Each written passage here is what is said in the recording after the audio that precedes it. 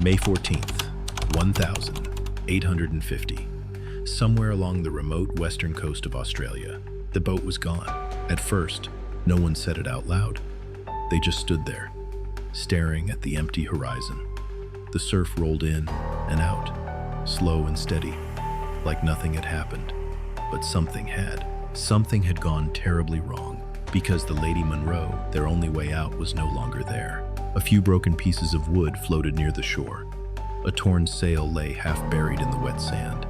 And beyond that, nothing. No ship, no crew, no help. They had been left behind. Some of them shouted. Others just sat down in the sand, too stunned to move. One man kept scanning the horizon, as if the ship might suddenly reappear. It didn't. And in that moment, a single question began to form in every mind. How did it come to this? April 10th, 1850, Indian Ocean. Aboard the Lady Munro. The journey had started like any other. The ship cut through calm waters, carrying passengers and cargo along a long and familiar trade route. Spirits were steady. The weather was fair. There was no sign of danger, but the ocean has a way of changing without warning. A few days into the voyage, the winds began to shift. Subtle at first, then stronger. The crew adjusted the sails, keeping the ship on course. Still, something felt off. The waves grew heavier. The sky turned dull, and far ahead, unseen by most on board, danger was already waiting. And this is where everything begins to unravel. The impact came without warning. 1 second, the Lady Munro was cutting through rough water. The next wood slammed against something solid beneath the surface. A deep, cracking sound tore through the hull. Then came the jolt. People were thrown off their feet. Crates slid across the deck. A woman screamed as the ship lurched hard to one side. They had struck a reef. The crew reacted fast. Orders were shouted over the wind. Sails were pulled. But it was too late. The ship was stuck, and the ocean was not done with it. Waves began to pound the hull, each one harder than the last. Water forced its way inside. At first, it was just a trickle, then a steady flow, then a flood. Men rushed below deck, trying to pump the water out. But the damage was too deep. The wood had split open. The sea was pouring in faster than they could stop it. "Abandon ship!" someone finally yelled. That was the moment everything broke. Passengers scrambled in every direction. Some tried to grab supplies. Others froze, unable to move. A few jumped straight into the water, driven by pure fear. The lifeboats there were not enough, and the ones they had were hard to launch in the chaos. One boat dropped too early and flipped. Another slammed against the side of the ship, nearly breaking apart. People clung to ropes, to broken wood, to anything that could float. The waves did the rest. They tore the ship apart piece by piece. The Lady Munro was dying. A small group managed to reach shallow water. They stumbled toward the shore, dragged by the current, coughing, choking, barely able to stand. Behind them, the ship groaned one last time, then split. By the time the sun began to rise, it was over. The survivors gathered on land, wet, injured, and shaking. Some were missing. Some would never make it. And everything they had was gone. They searched the shoreline for anything useful. A few broken crates washed up, some rope, pieces of wood, not much. No real food, no clear water, no shelter, just a stretch of empty, unfamiliar land. And as they stood there, staring at the endless coastline, one truth became impossible to ignore. They weren't just shipwrecked, they were completely alone. And this is where survival truly begins. Morning light exposed everything. The injuries, the fear, the reality. What had felt like survival just hours ago now felt like the beginning of something worse. One man lay on the sand, clutching his side.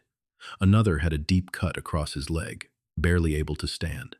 A woman sat silently, staring at the ocean, her hands still shaking. No one spoke for a while. They were counting who made it and who didn't. The number was smaller than anyone expected. The group slowly gathered what little had washed ashore. Broken planks, a length of rope, one damaged crate, filled with soaked fabric and a few scattered tools. No food worth saving. Water was the bigger problem. Their clothes were still wet with salt. Their mouths were dry. And the ocean stretched endlessly in front of them, useless. Someone suggested moving inland. At first, No one wanted to leave the shore. The wreck site felt like their only connection to rescue. If a ship passed by, this was where they would be seen. But staying meant waiting, with nothing. So a few of them walked out. The land behind the beach was rough, dry, thick with scrub and low trees. The ground was uneven, hard to walk on with bare or injured feet. There were no clear paths, no signs of fresh water, just silence. They didn't go far before turning back. It was too risky. By midday, the sun became brutal. Without shade, the heat pressed down on them. Lips began to crack. Movement slowed. Thinking became harder. They tried to build a simple shelter using broken wood and cloth.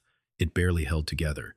Still, it gave some protection from the sun. One man tried to collect seawater in a container, hoping to let it sit or settle. Another warned him it wouldn't help. Drinking it would only make things worse. They were already making mistakes. Small ones. But in a place like this, small mistakes don't stay small for long. As the sun started to drop, the temperature shifted again. The wind picked up. Cold replaced heat. They had no fire, no dry wood, no plan. And as night closed in, something became painfully clear. They had survived the wreck, but they were not ready for what came next. And the worst part? They didn't yet understand how serious their situation really was. The second day felt longer than the first, not because of time, but because of what their bodies were starting to feel. Hunger. At first, it was just a dull ache, easy to ignore.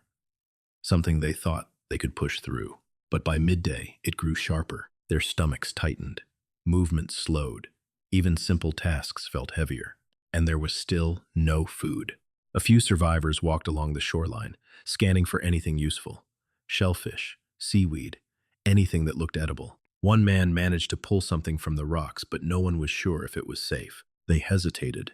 In a place like this, one bad decision could be fatal. Still, doing nothing felt worse. Someone tried it. A small bite. They waited. Nothing happened right away. So others followed. It wasn't much, and it didn't last. Further down the beach, another group tried to catch fish using sharpened wood and broken pieces of rope, but they were weak, slow, and uncoordinated. The fish moved faster. They caught nothing. Back at the shelter, the situation wasn't better. One of the injured men had stopped speaking. His breathing was shallow. Another was struggling to stay awake, his body already giving in to exhaustion and dehydration. Water was now the real threat. Their lips were dry and cracked, tongues swollen. Every word took effort. They searched again inland, but only briefly. The heat was too much. Without knowing where to go, they risked getting lost. So they returned, empty-handed. As the day wore on, frustration turned into tension. Voices rose. Blame started to surface. Why didn't they prepare better? Why didn't the crew act faster? Why didn't they bring more from the ship? Questions with no answers. Only consequences. By evening, the group was quieter again, but not from calm. From weakness. One person suggested leaving at first light, walking inland, no matter the risk. Another argued they should stay. This was the only place a passing ship might see them. It split the group. Not fully, not yet, but the line had been drawn. Stay and slowly weaken. Or leave and risk everything. As darkness settled in again, the hunger didn't fade. It grew stronger. And with it came something worse, desperation. And they were now one decision away from making a mistake they might not survive. By the third day, their bodies began to fail. Not all at once, slowly, quietly, but enough that everyone could see it happening. One man tried to stand and collapsed almost immediately. His legs simply gave out beneath him. Another survivor sat hunched forward, barely responding when spoken to.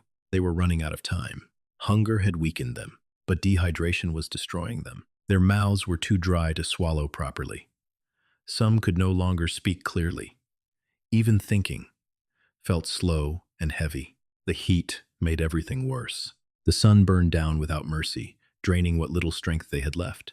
Their shelter offered almost no protection now. The ground itself felt hot to the touch. One of the survivors made a dangerous choice. He drank seawater. At first, it seemed to help. Just for a moment, his lips softened. His throat eased. Then it hit him. Within hours, his condition worsened. He became restless, agitated. His body couldn't process the salt. It pulled more water out of him instead. By evening, he was barely conscious. The others watched in silence. Now they understood. This place wasn't just difficult, it was deadly. That same evening, the argument returned stronger this time. "We can't stay here," one man said, his voice weak but firm. "There's nothing left for us." "And where do we go?" Another shot back. "We don't even know what's out there. At least there might be water inland, or nothing at all." The group was no longer thinking as one. Fear had divided them. Finally, a decision was made. A small group would leave at first light. They would go inland, search for fresh water, look for any sign of life, or rescue.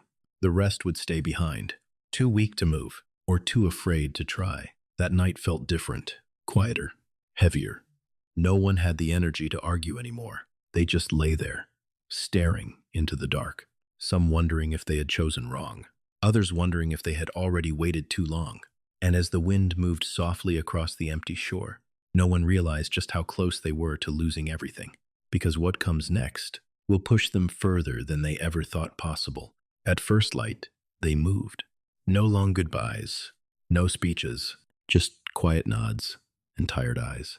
3 of them stepped away from the shoreline, turning their backs on the ocean. Each step inland felt heavier than the last, not just from weakness, but from doubt. They didn't know where they were going. Only that staying meant dying. The ground was rough under their feet. Sharp stones, dry soil, thick patches of low brush that slowed them down. Every step took effort. Every breath felt dry. The sun rose quickly, and with it, the heat returned. They tried to keep a steady pace, but within an hour, it was clear this wouldn't be easy. One of them stumbled. Then again, they stopped to rest, but resting didn't help much anymore. Their bodies weren't recovering. They were breaking down. Still, they kept moving, because turning back felt worse. They searched for signs, anything that could lead them to water. Greener plants, insects, birds. But the land stayed the same. Dry, quiet, empty. Hours passed. Their pace slowed even more. One man began to fall behind. His steps dragged. His breathing grew uneven. The others called to him, but he didn't answer right away. When they turned, he was on his knees, too weak to stand. They tried to help him up. He couldn't continue. For a moment, no one spoke. They all understood what this meant. Going forward would be harder, but going back might not even be possible anymore. So they made a choice. They left him in the shade of a small tree, promised they would return, promised they would bring help. But deep down, they weren't sure if that promise meant anything. Then they kept going. Back at the shoreline, things weren't better. The remaining survivors had grown quieter. One had stopped moving completely. Another barely opened his eyes. Time was running out for all of them. And as the 2 remaining men pushed deeper into the unknown, the distance between survival and death grew thinner with every step. Because out here, there are no second chances, only decisions and consequences, and they were about to face both. By the 4th day, everything began to blur. For those still on the shore, time no longer felt real. The sun rose, the sun fell, but nothing changed. One survivor lay still, his chest barely rising. Another stared blankly at the horizon, no longer reacting to anything around him. The body can only endure so much before it starts to shut down. They had reached that edge, out inland. The 2 men were no better. Their steps had slowed to a crawl. Their legs trembled with every movement. Their vision faded in and out under the heat. But then, something changed. At first, it was small, a shift in the land. The dry ground softened slightly. The color changed. A faint trace of green appeared among the dust. They stopped, looked closer. One of them dropped to his knees and touched the soil. It felt damp. That was enough. They started digging, slowly, weakly, using bare hands. Minutes passed. Then mud, and just beneath it, water. Not much, but enough. They drank carefully this time, small amounts, controlled. They had already learned what desperation could do. It gave them strength, just enough. They rested, then made a decision. They had to go back, because even if they survived out here, the others wouldn't. The return journey was worse. Their bodies were already at the limit. But now, they carried something else. Urgency. When they finally reached the shoreline, the silence hit first. No movement, no voices. Then they saw them, some still alive, some not. There was no time to process it. They shared what little water they had, tried to wake the others, tried to hold them together. And then, far out on the horizon, a shape, small, faint, but real, a ship. At first, they thought it was a trick of the light, but it stayed, slowly moving across the water. They didn't hesitate. They ran, if it could even be called running, waving arms, shouting, using pieces of cloth, everything they had left. This was it, their only chance. And if that ship didn't see them, there would be no more chances at all. At first, nothing happened. The ship stayed distant, unmoved. The survivors kept waving, kept shouting, their voices cracked, barely carrying over the sound of the wind and waves. For a moment, it felt like it would pass them by, like everything they had endured would end here, unseen. Then, a shift, small but real. The ship slowed. Someone had noticed. You could feel it before you could fully believe it. The change in movement, the way it turned, slightly, toward the shore. Hope. After days of nothing, hope returned all at once. They didn't stop signaling, even as their arms gave out, even as their legs struggled to hold them upright. This was everything. Time passed slowly, but the ship kept coming, closer, closer, until finally, figures could be seen on deck. Boats were lowered, and for the first time since the wreck, they were no longer alone. Rescue came quietly. No cheers, no sudden relief, just exhausted bodies being lifted, one by one, into safety. Some couldn't walk, some couldn't speak, and some never moved at all. The numbers were clear now. Not everyone had made it. The sea had taken some, the land had taken others, and what remained were the few who had held on just long enough. On board the rescue ship, water was given carefully. Food came slowly. Too much, too fast, could be just as dangerous now. The survivors lay still, adjusting to something they hadn't felt in days. Safety. But even as their bodies began to recover, their minds stayed behind. On that shore, with the silence, with the choices, with the people they couldn't save. In the days that followed, the story would be told in simple words. A shipwreck, survivors, rescue. But the truth was heavier than that. Because survival isn't just about making it out alive. It's about what it costs. And for those who walked away from the wreck of the Lady Munro in 1850, the cost stayed with them long after the ocean had gone quiet.